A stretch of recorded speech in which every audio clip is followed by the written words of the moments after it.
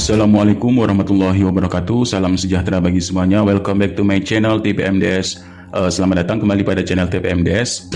Informasi terbaru terkait P3K Guru tahun 2022. Baik Bapak Ibu, rekan-rekan semua, mari kita sedikit menganalisis kuota serta formasi P3K tahun 2022. Karena banyak Bapak Ibu guru ini masih bertanya bagaimana penempatan saya, bagaimana jika sudah terpenuhi formasinya, bagaimana jika formasinya hanya sekian-sekian dan sebagainya. Masih banyak di benak dari kita. Ini pertanyaan-pertanyaan yang memang mengkhawatirkan diri untuk bagaimana terkait penempatan formasi bagi yang sudah lulus PG maupun prioritas 2, prioritas 3 serta P3K umum tahun 2022. Nah, baik, yang pertama kita akan membahas yaitu yang prioritas 1 ya. Nah, prioritas 1 nanti ini akan saling terkaitan dengan yang prioritas 2, prioritas 3 dan umum ya. Nah, jadi di sini ada di pasal 5 ya untuk prioritas 1. Kemudian prioritas 1 di sini sebagaimana dimaksud yaitu THK 2, guru non ASN, guru lulusan PPG dan guru swasta yang telah lulus passing grade tahun 2021 namun belum mendapatkan formasi dan akan ya ditempatkan atau diberikan formasi di tahun 2022 ini. Lalu ada pertanyaan, cukupkah kebutuhan formasinya? Bagaimana jika Pemda ini membuka sekian-sekian atau tidak membuka dan sebagainya? Ini yang selalu menjadi pertanyaan-pertanyaan kita. Bagaimana sih diri kita ini aman dan mendapatkan formasi serta mendapatkan SK ya dan mendapatkan NIP juga serta mendapatkan gaji dan tunjangan. Nah, untuk yang P3K tahun 2022 berdasarkan paparan Dirjen GTK ini insya Allah ya kalau tidak ada halangannya ini bulan Oktober sudah bisa menerima gaji pertamanya ya. Yang mudah-mudahan kita berdoa selalu ini akan lebih dipermudah dan dipercepat bagaimana tentang P3K tahun 2022 ini berjalan dengan baik sebagaimana mestinya. Baik Bapak Ibu, rekan-rekan semua, kita lanjut di sini. Nah, mari kita analisis dari kebutuhan serta formasi yang ada ya. Ini dari paparan dari Menpan RB ya. Nah, kita melihat statistik ya, statistik. Nah, kita lihat dulu di sini statistiknya yaitu sisa formasi tahun 2021 ini berkisaran ada sisanya 212.392 dan 100 lebih formasi ini antaranya belum dilamar sama sekali ya. Nah, sedangkan yang lulus passing grade ya di sini ada nanti di sini kita bahas yang lulus passing grade ini ada 193.954 di antaranya guru swasta ini 41.000 lebih, kemudian guru negeri ada 44.000 lebih ya. Nah, mari kita lihat jumlah kuotanya. Jumlah kebutuhan formasi yang disediakan oleh pemerintah pusat ini sekitar 700.000 lebih ya, 758.018. Kemudian sementara ini Pemda masih mengusulkan sekitar 131.239 formasi sampai dari kemarin ya. Nah, kemarin dari paparan Dirjen GTK, tapi untuk yang sekarang masih belum kita mendapat updatean dari formasi terbaru. Tapi kita ambil sampel saja yang udah pasti ya, yang udah pasti mengusulkan. Ini kita ambil sampel saja. Jadi kita ambil kuota terendah saja dulu ya. Nah, maka kuota sisa formasi dari tahun 2021 kita tambahkan ke formasi yang telah diusulkan ya oleh Pemda. Nah, di sini kemudian menjadi kuotanya ini sekitar 343.631. Ini misalnya yang telah pasti ya, ini yang telah pasti. Jadi kita hitungnya sekian ya. Ini belum ada tambahan dari pengusulan formasi tambahan selanjutnya. Lanjut. Nah, ini dari Dirjen GTK ya menyediakan kebutuhan formasi ini sebanyak 758.000. Nah, dengan analisis di sini adalah formasi usulan sudah termasuk dalam guru agama, guru seni budaya, guru PJOK dan guru TK ya. Nah, ini kebutuhannya sudah dirinci. Nah, dari sisa formasi tadi ini adalah kita mendapat 300.000 lebih ya. Nah, seandainya Pemda ini mengusulkan full dari yang tersedia formasi dan ditambah dengan yang sisa ini tahun 2021 seandainya ya, maka akan formasinya ini bisa mencapai yaitu 970.410 formasi. Sedikit lagi mencapai 1 juta. Ya, 970.000.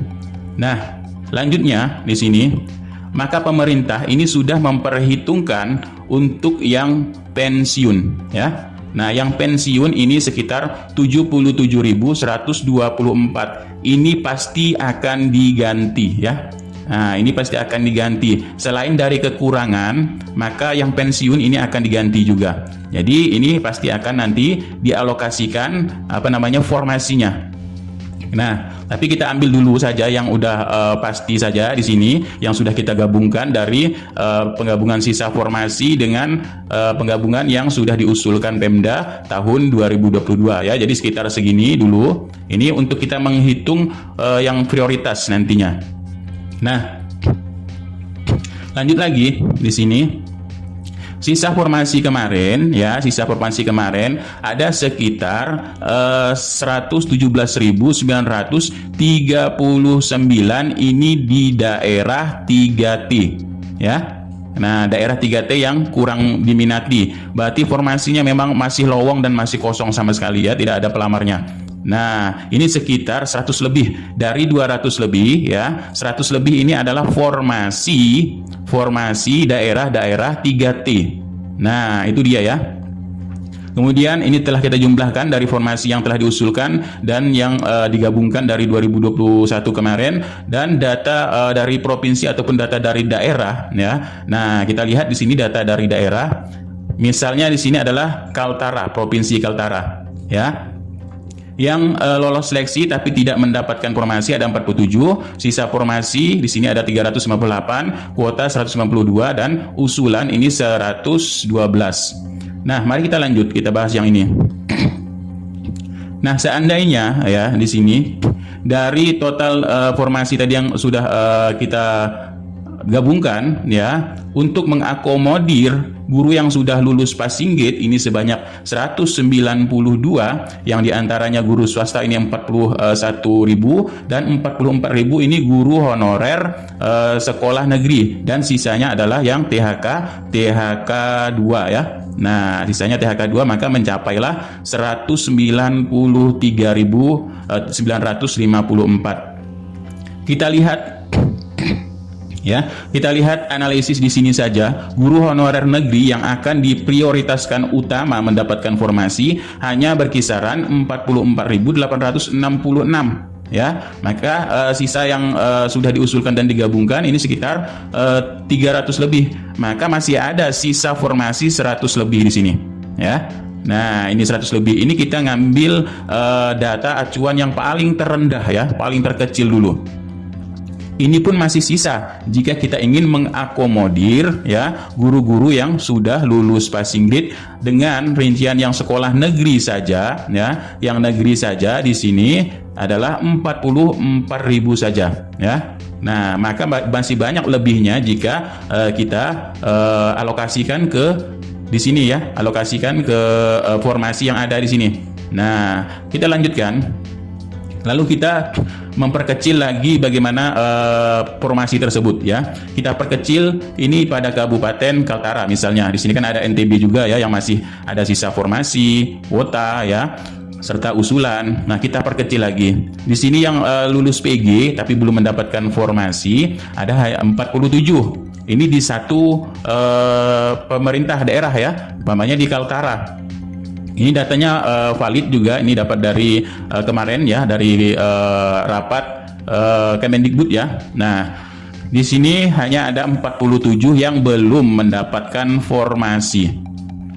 Kemudian masih ada sisa formasi 300 lebih dari sisa formasi 2021 kemarin ya.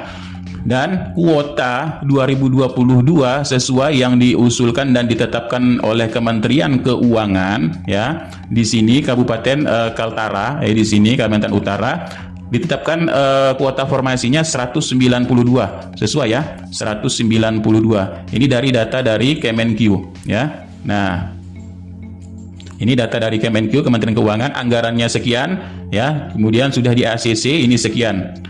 Dan usulan formasinya di sini 112. Tapi kebutuhannya sekian, ya. Kata Menpan RB kemarin, jika kebutuhan ini ada dan duitnya ini ada, maka ditetapkan yang 192, ya. Dari usulan yang 112 bisa ditetapkan 192. Maka kita bisa lihat gabungkan formasinya akan menjadi 590 digabungkan dari sisa formasi dan kuota yang tersedia dari yang sudah ditetapkan oleh Kemenq. Nah, itu ya. Nah, kemarin seperti itu katanya ya. Walaupun kita tambahkan 112 maka akan tetap ada 500-an formasi di sini yang masih lowong untuk tahun 2022. Sedangkan yang lulus PG hanya 47 ya. Bisa kita bayangkan bahwa ini akan semua mendapatkan formasi. Lalu kita perkecil lagi, ya, kita perkecil di sini untuk yang sudah lulus passing grade, ya, ada X P1, kemudian YP1 dan seterusnya, dan kita persempit kembali. Nah, dari total Kaltara tadi adalah 590.000 total formasi yang tersedia 2022 ya. Ini hanya data yang diambil kemarin dari data bulan April kalau tidak salah ini ya datanya. Bulan April kemarin datanya ini segini yang mengusulkan. Belum lagi kalau Mei ini sudah ditambah ya, insya Allah makin lebih banyak lagi. Apalagi nanti pemerintah atau Panselnas beraudensi bersama pemerintah daerah ya, insya Allah mudah-mudahan lebih banyak bertambah dari yang ini ya. Nah, di sini pemerintah daerah juga sudah melakukan analisis kebutuhan guru ya. Nah, analisis kebutuhan guru baik di induk, non induk dan sebagainya. Mari kita lihat analisisnya. Nah, analisis kita ambil sampel dari suatu daerah ya. Daerah A ini telah menganalisis kebutuhan guru tahun 2022 dari mulai jenjang PAUD, SD, SMP, SMA, SMK, SLB, PKBM ya. Nah, jumlah sekolahnya sudah dihitung. Ini 165. Kebutuhan gurunya berapa? 525 ya. Nah, kemudian yang PNS, CPNS ini hanya 165. Kemudian kekurangan guru 360.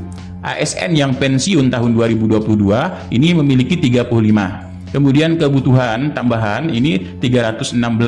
Maka total kekurangan guru ASN-nya mencapai 711. Nah, sedangkan formasi 2021 sudah diambil 40 formasi. Maka kebutuhan tahun 2022 ya, saat ini yang diisi guru kontrak ini kurang 571. Nah, inilah kita menganalisis suatu daerah bagaimana kekurangan total gurunya di sini. Masih banyak sekali ya. Nah, maka inilah yang akan kita ajukan ke pemerintah pusat. Lalu kita persempit lagi, perkecil lagi pada sekolah satuan pendidikan. Nah, pada satuan pendidikan kita persempit berapa sih kekurangan dalam satu sekolah dan dalam mata pelajarannya. Kita ambil sampel seandainya PJOK ya. PJOK di sini jam sesuai kurikulum adalah 44, jam tersedia 44, sedangkan kebutuhan guru idealnya ini ada 2 orang. Ya, kemudian guru non PNS ada 1 orang yang mengajar, berarti masih kekurangan guru 1 ya. Nah, guru 1 orang ini masih kosong sama sekali, tidak ada yang mengajar, masih kurang 1 di sini. Ini dari Dapodik ya, kita lihat perkecil lagi, persempit, kita melihat dari data sekolah dan data permapel, rombel dan sebagainya, berarti masih kurang 1 dari jam yang tersedia itu ya. Nah, lalu setelah kita mendapatkan berapa sih yang tersedia di mata pelajaran saya, umpamanya kan, di sini adalah mata pelajaran saya sudah mengajar PJOK 1 orang, tapi masih membutuhkan lagi 1 orang, harus jadi 2 orang. Maka dibukalah formasi 2 ya. Seandainya pada SD Negeri 1 Belakang, Padang, seandainya dibukalah formasinya 2 dari analisis kebutuhan tadi. Dan di sekolah induk ini ya terdapat guru honorer yang sudah lulus passing grade ya. Kita contohkan ambil yaitu sekolah induk adalah yang memiliki kode X, ya. Ini kita ambil contoh saja karena tahun 2022 ini tidak ada kode-kode seperti itu, tapi kita ambil contoh supaya mempermudah lagi, ya. X ini adalah guru induk, ya. Nah, X guru induk ini yang lulus ini ada 2 orang. Guru induk ini ada 2 orang yang lulus, masih belum kebagian formasi seandainya. Kemudian ada lagi juga YP1, ya. YP1 ini adalah guru non induk, ada 2 orang seandainya. Nah, kita bagaimana sih untuk penempatannya, ya? Nah, kita bisa lihat juga di sini YP1 guru non induk namanya, ya. Yang lolos seleksi. Nah, maka jika guru non induk ini, ya, guru non induk ini tadi di sini, nah, guru non induk ini maka akan dialihkan ke sekolah induknya, dia akan menjadi guru induk, ya. Nah, ketika dialihkan ke sekolahnya, ini akan menjadi guru induk. Nah, kemudian di sini tadi kebutuhan yaitu 2 orang, ya, kebutuhannya 2. Kemudian guru honorer yang mengajar di situ adalah hanya 1, tapi masih kekurangan satu guru lagi sesuai dengan beban kerja dan mata pelajarannya, ya. Kita lanjut. Kita berandai-andai karena Bapak Ibu sering berandai-andai, ya, seandainya. Nah, seandainya pada guru induk di sini memiliki PG-nya ini ada 3. Kemudian yang tadi yang lulus passing grade ini ada yang lulus passing grade ini ada 3, sedangkan formasi yang dibuka ini hanya ada 2 tadi, ya, dengan sesuai kebutuhan hanya ada 2. Maka yang 1 ini masih di mana tempatnya lagi, ya kan? Namanya 2 ini udah mengisi guru induk. Lalu ada guru induk juga masih 1 ini belum mendapatkan bagaimana penempatan formasinya. Nah, yang 2 kan sudah aman, ya. Yang 2 sudah aman melihat dari di sini tadi dia melamar di sekolah induknya, ya. Nah, bagaimana seandainya katanya perankingan dan sebagainya? Mari kita bahas kembali. Di sini untuk yang PG, ya, apabila pelamar memilih jabatan yang sama, maka dilihat berarti nilai di akhir yang paling tinggi atau tahap 1 atau tahap 2 yang tinggi. Seandainya kita ambil yang paling tinggi adalah tahap 2, ya. Nah, kalaupun jabatan yang berbeda diambil dari tahap 1 dan 2, maka yang dilihat terlebih dahulu yang tahap 2. Berapa sih nilai yang tahap 2, ya? Nah, kemudian untuk pemenuhan kebutuhan prioritas 1, ya, prioritas 1 tadi, ini ada urutannya. Yang pertama THK2, ini urutannya. Kemudian guru ASN, non ASN, sekolah negeri, lulusan PPG dan guru swasta. Nah, lanjut prioritas untuk penempatan, ya. Prioritas penempatan adalah di sini untuk yang guru induk, ya. Nah, induk. Oke. Guru induk di sini. Lalu dalam yang lanjutannya di poin 2-nya, jika tidak tersedia, ya, di tempat bertugas maka di sekolah lain. Nah, di sekolah lain tersebut juga sebagai keberminatan atau mau tidaknya ditempatkan di sekolah lain. Dan sini keputusannya ini dari PPK atau pejabat pindah pegawaian melalui rekomendasi dari Kemendikbudristek. Nah, perlu Bapak Ibu ketahui, ya, ketika munculnya Permen Pan RB 20 tahun 2022, ini di pasal penutup bab 10, ya, pada saat peraturan menteri ini berlaku, peraturan Menteri Pendayagunaan Aparatur Negara Reformasi dan Birokrasi Kemenpan RB nomor 28 ini, ya, maka di sini dicabut dan dinyatakan tidak berlaku lagi, ya. Permenpan RB nomor 28 tidak berlaku di tahun 2022.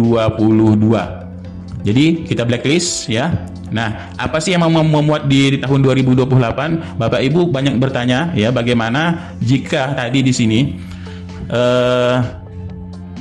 jika tadi di sini, ya, bagaimana kalau saya di tahap 2 berbeda, ya, jenjangnya umpamanya SD, lalu tahap 2 saya ini mengambil SMP. Nah, disinilah jawabannya, ya. Jadi untuk yang peraturan tahun 2020 ini hanya memberlakukan poin A, ya, memilih jabatan yang sama dilihat dari nilai yang paling tinggi. Jika berbeda, ya, maka dilihat nilai tahap 2 dulu. Maka di Permenpan RB 28 ini akan tidak berlaku terkait Kita ambil yang B ya. Pada seleksi kompetensi 2, pelamar memilih jabatan, ingat jabatan, kemudian dan bentuk satuan pendidikan, SMP, ya SD, ya, ataupun SMA dan seterusnya. Bentuk satuan pendidikan yang sama dengan seleksi kompetensi 1. Ini tidak berlaku lagi setelah Permenpan RB 20 ini keluar di bagian bab 10 penutup ini dinyatakan dicabut, tidak berlaku lagi. Jadi di Permenpan RB 20 tidak menerangkan hal di Permenpan RB 28 ini ya. Nah, tidak lagi menerangkan hal tersebut. Paham ya Bapak Ibu? Jadi ya banyak yang bertanya, bagaimana kalau saya tahap 1 ngambil SD, kemudian tahap 2 ngambil SMP ya. Nah, jadi peraturan itu tidak berlaku lagi di Permenpan RB nomor 20 ini tahun 2022. Hanya yang berlaku poin A dan poin B ini ya. Nah, hanya melihat nilainya, mengambil nilainya saja di sini. Lalu kita lanjut kembali masalah guru induk ya. Ada beberapa pertanyaan Bapak Ibu guru. Bagaimana jika guru yang lulus PG kami ini ada 3 ya, sedangkan formasinya ada 2 ya, 2 formasi yang dibuka karena kebutuhan ya, karena kebutuhannya tadi ini 1, kemudian kebutuhan 1 orang yang ajar tapi masih non ASN ya, berarti dibukalah 2 formasi. Bagaimana jika terdapat 3 ya kan? Nah, jadi terdapat 3 yang guru lulus passing grade. Nah, mari kita lihat lagi. Jika demikian ya, tadi di sini guru induk yang 2 ya, yang 2 sesuai dengan di sini jam ya, kita lihat dari jam mengajarnya di sini umpamanya yang terpenuhi 12 jam ya. Kemudian guru honorer yang lainnya 12 jam ya kan. Yang lainnya ini 10. Nah, yang mengajar di situ seandainya seperti ini ya. Kelebihan satu orang. Nah, kelebihan 1 orang. Ini kan terkait jam ya. Nah, jadi kelebihan 1 orang di sini dari mapel-mapel yang telah diajarkan. Tapi di sini gurunya idealnya kan 3. Idealnya 2, tapi yang ngajar ini 3. Nah, maka kelebihanlah 1 orang ya. Nah, mari kita melihat kembali mengulas yaitu tentang peraturan linearitas, kualifikasi akademik dan linearitas pada 2021 nomor 160 ya kan. Nah, kita lihat linearitasnya. Seandainya di sini ekonomi ini linear dengan guru kelas ya kan. Guru PGSD di sini guru kelas SD linear dengan ekonomi. Ini seandainya ya. Bapak Ibu yang lebih paham dan bisa melihat terkait linearitasnya ya. Nah, seandainya di sini yang linear dengan guru kelas SD ini yang mengajar IPS, matematika dan seterusnya. Nah, kita lanjut terkait dari linearitas. Kemudian yang linear tadi ya, yang linear kita ambil kemudian tergantung dari kebutuhannya di sini yang mengajar, kemudian lihat jam mengajarnya dan sebagainya, umpamanya guru matematika ini ya. Nah, kita lihat kemudian jam mengajar yang penuh di sini, siapa yang mengajar seandainya, kemudian kelebihan 1 orang. Nah, 1 orang. Maka yang 2 formasi ini kita penuhi dulu ya. Nah, 2 formasi yang 2 formasi ini kita penuhi dulu ya, kemudian terpenuhi yang formasi kosong dan formasi guru non ASN ini sudah terpenuhi 2 ya. Tapi kita lihat dengan guru kelas ya.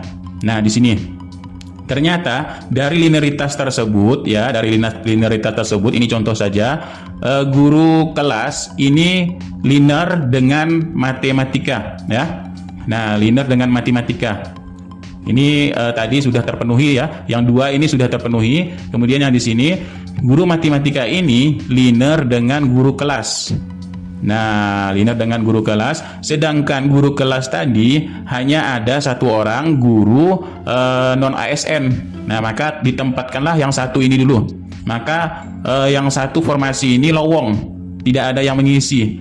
Dan yang tadi yang 3 di sini ya, dan 3 di sini ini guru matematika ya, guru matematika ini bisa kita alihkan ke formasi ini, formasi yang masih lowong Nah, karena di sini kekurangan jumlah guru ini 1 orang dengan rincian sesuai JJM 44 di sini ya, sesuai dengan jamnya, jam yang tersedia, guru idealnya 2 orang. Nah, maka di sini yang 1 tadi ya, yang sisa 1 tadi ini bisa kita alihkan ke guru yang linear dengan ijazah maupun serdiknya. Nah, pamannya guru kelas ini masih lowong di sekolah induknya.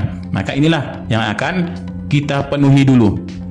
Dan seperti itu juga jam-jam yang lainnya, ya kan? Karena tadi di sini kita bisa melihat guru yang guru yang pensiun ini juga banyak. Nah, jadi kita lihat jam yang lainnya lagi selain dari guru kelas ya, guru bahasa Indonesia, guru matematika, kemudian guru PKN, sejarah, ekonomi. Linear tidak dia ya. Jika linear dan masih kekurangan kebutuhan, maka dialokasikan dulu ke sekolah induknya di sini. Nah, itulah fungsinya tadi, menganalisis kebutuhan ya. Menganalisis kebutuhan baru bisa kita membuka formasinya dari jumlah kuota yang telah tersedia ya. Nah, paham Bapak Ibu sampai di sini? Maka yang 1 tadi ini masuk kepada yang kosong ini. Maka terpenuhilah kebutuhannya menjadi 2. Nah, itu ya. Menjadi 2. Dan mata pelajaran lainnya seperti itu, yang linear dengan untuk yang seleksi P3K. Ya, ini hanya contoh saja. Nah, terkait dari pasal 37 ya dari Manpan RB kemarin, pemenuhan kebutuhan didahulukan prioritas 1, kemudian pemenuhan dengan rincian urutan ya, THK 2, turunan ASN, kemudian lulusan PPG dan guru swasta. Kemudian dalam pemenuhan kebutuhan pelamar sebagaimana dimaksud ayat 1 ini akan diisi oleh prioritas 2, dan selanjutnya jika masih belum terpenuhi maka untuk prioritas 3 ya. Nah, jika semua ini belum terpenuhi ya, maka akan dialokasikan ke yang 2 ya, dan yang ke prioritas 3. Nah, prioritas 3 ya, prioritas 2 THK 2 ya. Nah, jika masih ada di sini namanya 01 ya, 01, maka prioritas 2 ini akan mengisi lagi ya, sesuai dengan perincian dari kebutuhan ini. Nah, setelah dari prioritas 1 sudah terpenuhi tadi. Setelah prioritas 1 terpenuhi, masih ada lagi yang lowong ya, maka akan dipenuhi oleh yang prioritas 2 sesuai kita dengan linearitas ijazahnya tadi ya. Nah, bisa dipenuhi, kemudian selanjutnya juga bisa dipenuhi untuk yang prioritas 3 ya. Seandainya masih ada lowong yang seperti ini, maka akan masuklah guru yang prioritas 3 sesuai dengan linearitas ijazah dan serdiknya ya. Kalau serdik ini bisa kemana saja biasanya ya. Nah, kalau linearitas serdik bisa kemana saja di sini. Nah, linearitas serdik ilmu ekonomi ya, serdiknya ekonomi, tapi dia bisa mengajar guru kelas. Nah, kita lanjut.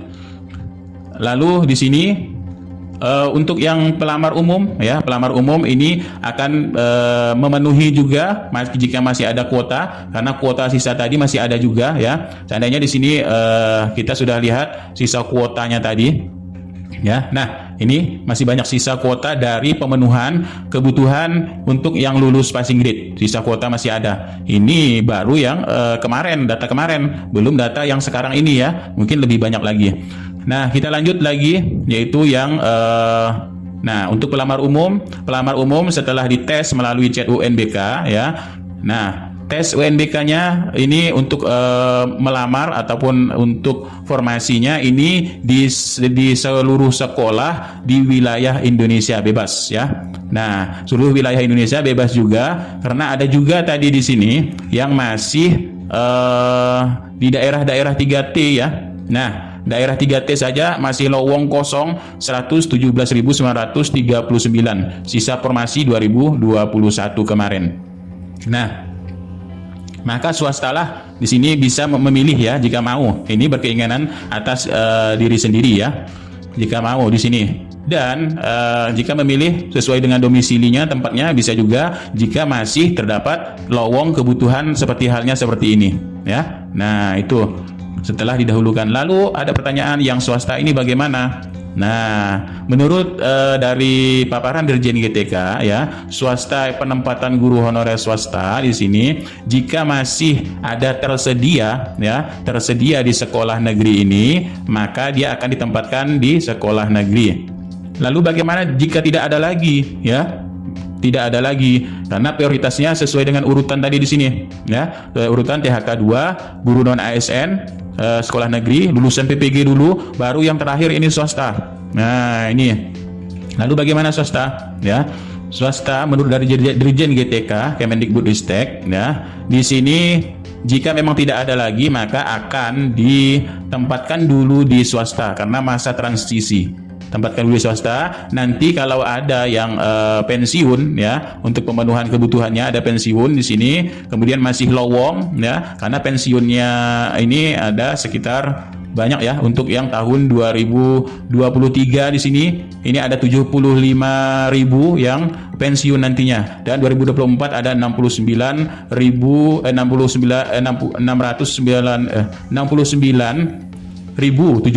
ya. Kemudian ini ada 75.195. Ini ada yang pensiun nanti.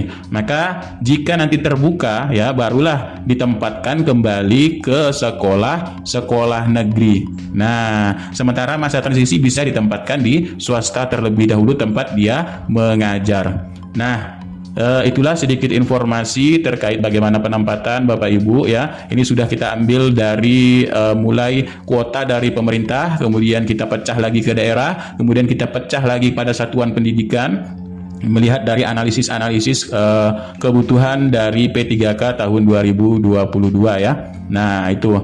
Jadi sekianlah informasi, ini hanya bagaimana gambaran Bapak Ibu untuk penempatan pada sekolahnya masing-masing, karena pemetaan ini Bapak Ibu yang tahu, ya, bagaimana di sekolahnya, bagaimana kekurangannya. Kemudian data-data ini juga bisa Bapak Ibu tanyakan pada operator sekolah, ya. Operator sekolah ini memahami tentang hal ini, bagaimana sih kekurangannya, bagaimana sih jamnya, ya, dan sebagainya. Ini bisa Bapak Ibu tanyakan ke operator sekolahnya, mudah-mudahan diberikan akses untuk melihat bagaimana kebutuhan formasi tersebut. Oke, Bapak Ibu, mudah-mudahan ini sedikit membantu bagaimana gambaran Bapak Ibu akan ditempatkan nanti. Mudah-mudahan membawa manfaat. Jika ini sedikit bermanfaat, mohon doa dan dukungan selalu pada channel TPMDS agar kami dapat memberikan informasi lebih lanjut lagi terkait P3K Guru tahun 2022. Semoga Bapak Ibu sehat selalu, semoga Bapak Ibu berkah selalu, ya, dan dalam lindungannya, dan mendapatkan apa yang telah dicita-citakan selama ini. Sekian, terima kasih. Billahi taufiq wal hidayah. Wassalamualaikum warahmatullahi wabarakatuh. Salam sejahtera bagi semuanya, salam sehat selalu, dan salam sobat-sobat TPMDS dimanapun berada.